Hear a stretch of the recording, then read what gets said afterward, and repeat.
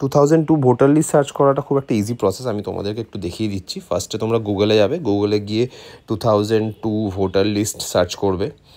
তো সার্চ করার পর আমি বেসিক্যালি যেহেতু ওয়েস্ট বেঙ্গল থেকে, তো আমি ওই জন্য 2002 ভোটার লিস্ট ওয়েস্ট বেঙ্গলে সার্চ করলাম।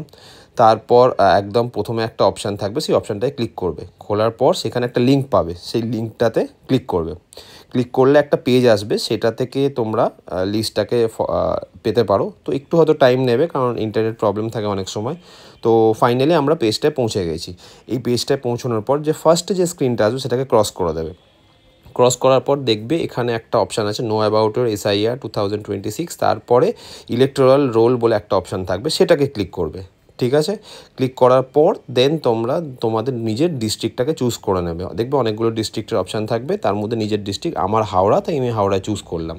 তারপর তোমাদের ডিস্ট্রিক্টে নিজের জোন, আমার জোন শিবপুর, তাই আমি শিবপুরটাকে চুজ করলাম, সেটা চুজ করে নিতে হবে।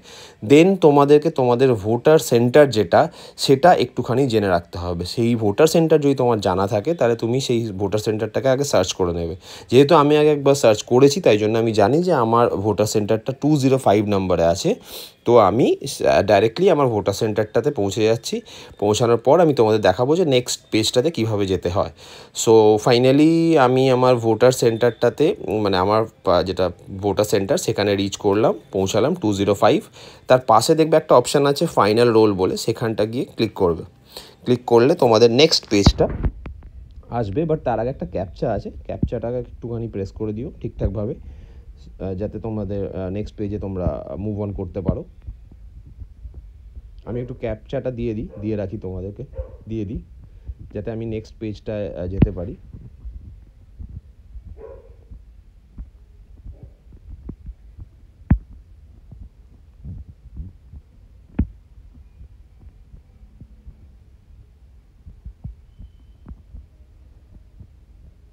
ওকে, ক্যাপচা ইজ ডান।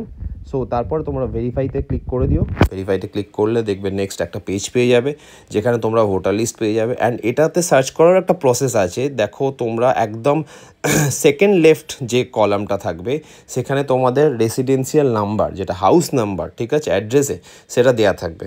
সেইটা অনুযায়ী তুমি সার্চ করতে পারো, কারণ অনেকগুলো থাকে, তো এত সার্চ করার কোনো মানে হয় না। তোমরা সেই নাম্বার ওয়াইজ তোমাদের জায়গাটাকে, তোমার নামটা খুঁজতে পারো। যেমন আমার নাম্বার হচ্ছে 828। সো 828/1/1, যেটা হচ্ছে আমার resident number, say according to my address. তো সেটাকে আমি ডিরেক্টলি, তাই জন্য দেখো আমি কোনো সার্চিং না করে একদম ডাইরেক্টলি আমি চলে যাচ্ছি আমার অ্যাড্রেসে। 828/1/1 যেটা নাম্বারটা, সেটাকে আমি সার্চ করে নিচ্ছি, করে আমি ডাইরেক্টলি ওখানে চলে যাব, যাতে আমার নামটা বা আমার বাবার নামটা ওখানে আছে কিনা জানার জন্য। সো ফাইনালি দেখো আমি রিচ করে গেছি। খুব